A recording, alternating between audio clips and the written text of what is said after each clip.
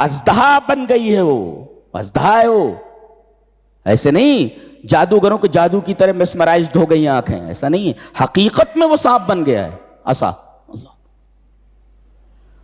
اور ایسے نبی کے بارے میں ہمارے نبی نے فرمایا لو بدا لکم موسیٰ فاتبعتموہ وترکتمونی لضللتم عن سواء السبیل، اگر آج موسیٰ آ جائیں اور مجھے چھوڑ کر تم ان کی اتباع کرنے لوگے تو گمراہ ہو جاؤ گے۔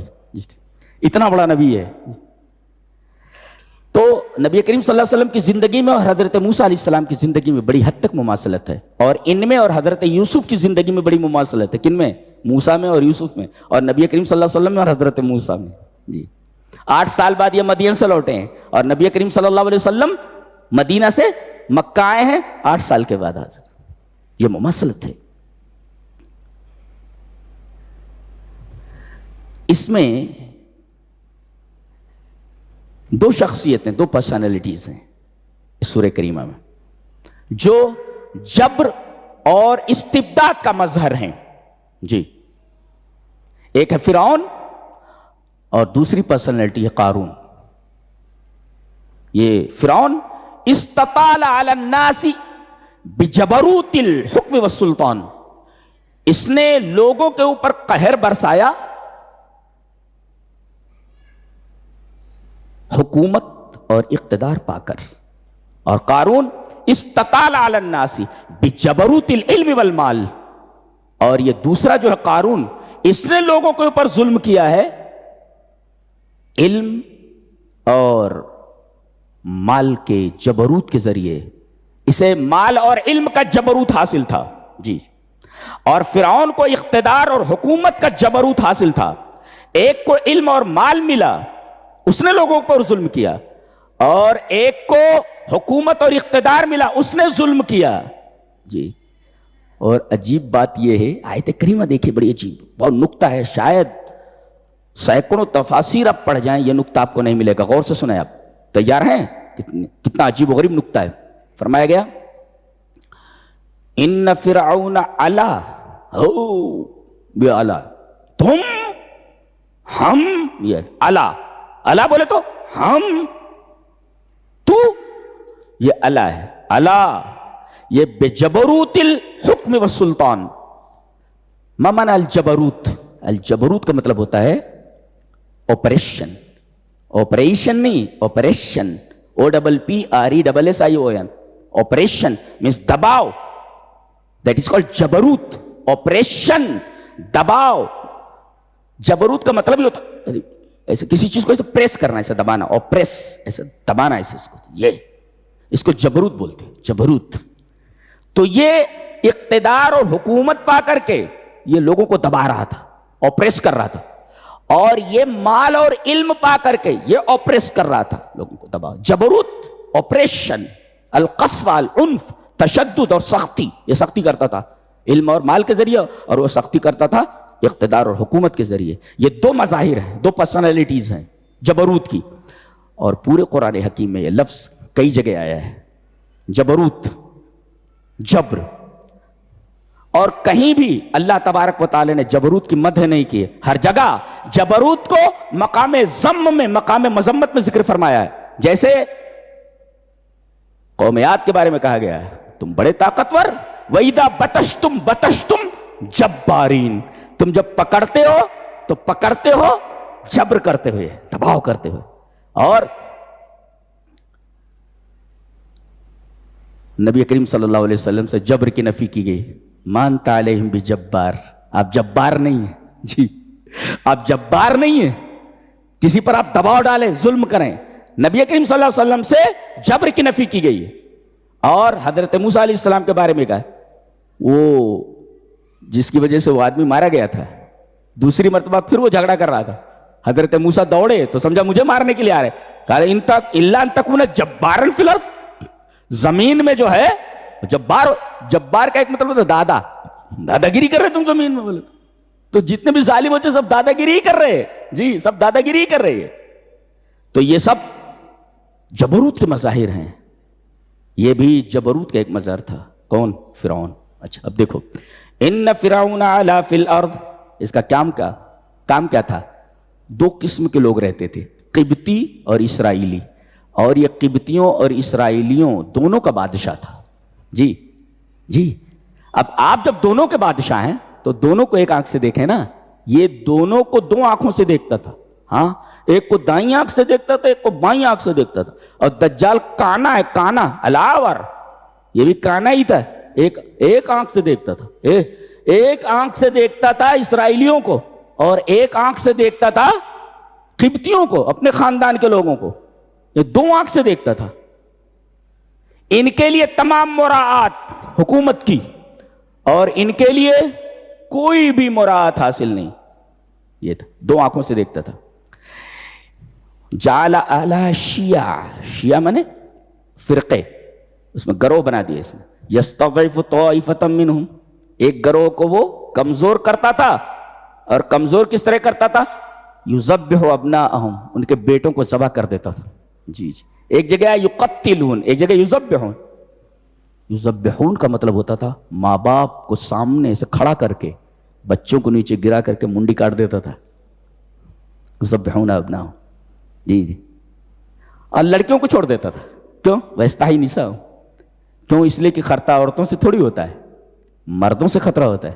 اور یہ بچے بڑے ہوں تب نہ تلوار اٹھائیں گے, تو ابھی سے ان کو ختم کر دو. اس کو کہتے ہیں اجتماعی نسل کشی. اجتماعی نسل کشی اس کو بولتے ہیں. یہ بچوں کو قتل کر دینا, ذبح کر. اور یقتلون, یقتلون کا مطلب ہوتا ہے ماں باپ کے سامنے بچے کا گلا دبا دینا, معصوم بچوں کا. اللہ. اور عورتوں کو چھوڑ دینا عیاشی کے لیے, فوجیوں کے لیے, اپنے لیے, عمرہ کے لیے, وزراء کے لیے. اس سے زیادہ عذاب اور کیا ہو سکتا ہے؟ اس سے بڑا عذاب کسی قوم کے اوپر کیا ہو سکتا ہے؟ اس قدر آپریشن ان کے اوپر تھا. اللہ فرما رہا انہ کان من المفسدین, یہ فسادیوں میں سے ایک تھا. پتہ یہ چلا الجبروت والاصلاح لا یجتمعان. اصلاح اور جبروت دونوں ایک ساتھ جمع نہیں ہوتے, ایک جگہ جمع نہیں ہوتے دونوں. فساد کرنے والا تھا انہ کان من المفسدین, اور فساد اور اصلاح, جبروت تو فساد میں سے ہے نا, جبروت فساد ہے یہ, اور فساد اور اصلاح, الجبروت والاصلاح لا یجتمعان. جبروت اور اصلاح دونوں ایک ساتھ جمع نہیں. کسی قوم کے اوپر اگر ظلم ہو رہا ہو, جی, تو وہاں اصلاح بھول جائیے آپ. یہ ہے جبروت ذکر کیا گیا کس کا؟ فرعون کا. مان بات. وَنُرِيدُ أَن نَّمُنَّ عَلَى الَّذِينَ اسْتُضْعِفُوا فِي الْأَرْضِ, زمین میں جو کمزور ہیں یعنی اسرائیلی, ہم ارادہ کر رہے ہیں کہ ہم ان کے اوپر احسان کریں اور ان کو اس جگہ کا امام بنا دیں جہاں یہ ظلم کر رہا ہے. آپ کی سمجھ میں نہیں آیا؟ سمجھ میں یہ آنا چاہیے کہ یہاں دیکھیے پہلے ظلم کا تذکرہ ہے, جی, اور اللہ فرما رہا ہے کہ یہی زمین ہم تمہیں دینے والے ہیں, ہم کمزوروں کی مدد کرنے والے ہیں. اور درمیان میں ان دونوں آیتوں کے کوئی فصل نہیں ہے. لیس بینہما فاصل. کیا سمجھے آپ؟ دونوں آیتوں کے درمیان کوئی فصل نہیں ہے, یعنی شیء یسیر من الزمن, بس تھوڑے وقت کی بات ہے کہ یہ ظلم ختم ہونے والا ہے, اور جن کے اوپر ظلم کیا گیا ہے ان کو ہم اقتدار دینے والے ہیں. جی, یہ ہے نقطہ. یہ ملا پہلے اس میں ہے شعور الخوف, خوف کا احساس. فرعون ہمارے اوپر دباؤ ڈال رہا ہے, فرعون ہمارے ساتھ برا سلوک کر رہا ہے, خوف. اور مان بات شعور العمل, جی, امید کا احساس. امید نہیں سمجھ میں آیا آپ کو؟ پہلی آیت کے اندر شعور الخوف, خوف کا احساس, مان بات شعور العمل, امید کا احساس. یعنی یہ جو خوف کا احساس تمہیں ہے یہ زیادہ دنوں تک رہنے والا نہیں ہے. ہم جلد ہی اس خوف کو امید میں بدلنے والے ہیں. اسی وجہ سے دونوں آیتوں کے درمیان, ایک آیت میں شعور الخوف ہے اور دوسری آیت کے اندر شعور العمل ہے, ان دونوں کے درمیان فصل نہیں ہے کوئی. یعنی شیء یسیر من الزمن, تھوڑے عرصے کے بعد ہم تمہارے اس خوف کو اطمینان میں بدلنے والے ہیں. اللہ اکبر. لہذا خوف آئے تو ہمیں گھبرانا نہیں چاہیے, اس لیے کہ خوف, شعور خوف اور شعور عمل کے درمیان کوئی فصل نہیں ہے. شیء یسیر من الزمن. هذه عجیب ہے، یہ قرآن کا عجیب و غریب انداز ہے.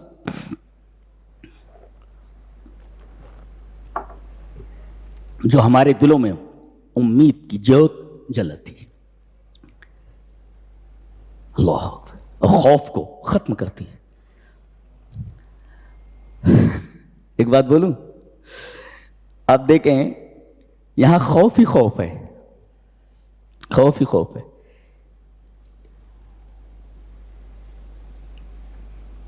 حضرت موسیٰ کی ماں ہیں، ان کو خوف ہے. کس کو؟ موسیٰ کی ماں کو،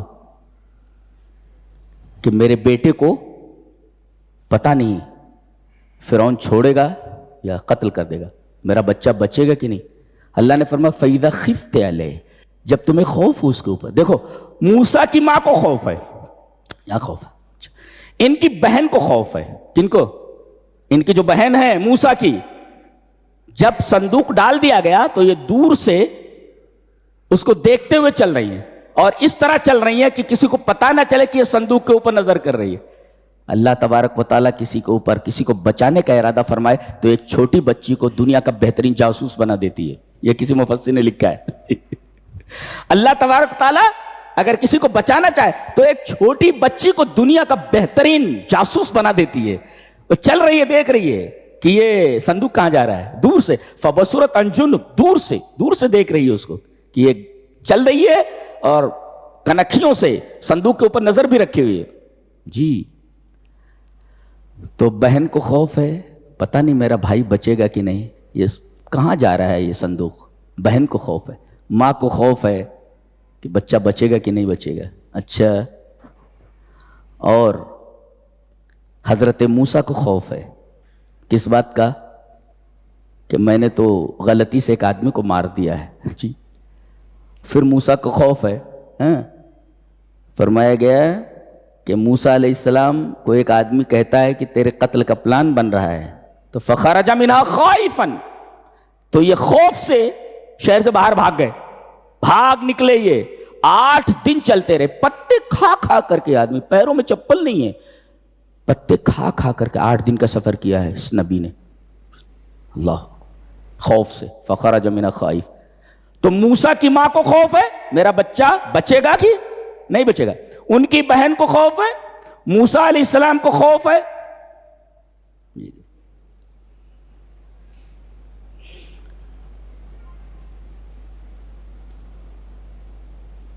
یہاں خوف ہی خوف ہے. اور اس کے بعد نتیجہ کیا ہوا؟ فَأَخَذْنَاهُ وَجُنُودَهُ، ہم نے فرعون کو اور اس کے لشکر کو پکڑ لیا. فَنَبَذْنَاهُمْ فِي الْيَمِّ، اور دریا میں ان کو پھینک دیا. فَانْتَهَتِ الْقِصَّةُ تَنْتَهِ الْقِصَّةُ وَيَسْدُلُ عَلَيْهَا السِّتَارُ. کہانی ختم، پردہ گر گیا. مفسر لکھتا ہے. جی تو یہاں دیکھو خوف کو امن میں تبدیل کر دیا گیا. خوف تھا نا، ان کو دریا میں ڈبو دیا گیا. اور ایک کو جو جبروت کا دوسرا مظہر تھا قارون، فخسفنا بھی وبدارہ الارض، ہم نے اس کو اس کے گھر کے ساتھ اس کے خزانوں کے ساتھ زمین میں دھسا دیا. یہ جبروت کے 2 مظہر تھے، ایک کو پانی میں ڈبو دیا گیا اور ایک کو زمین میں دھسا دیا گیا. فانتہت القصہ، قصہ ختم. اور واسدلت الستار، پردہ گر گیا. سبحان اللہ. اور اس سورہ کریمہ میں 5 عورتوں کا بیان ہے، اور 5 کا تعلق موسیٰ سے ہے. حد عجیب، 5 عورتیں ہیں، 5 کا تعلق موسیٰ سے ہے. موسیٰ کی ماں، اس لیے کہ وہ تو ماں ہے. بہن، وہ بھی موسیٰ کی بہن ہے. موسیٰ سے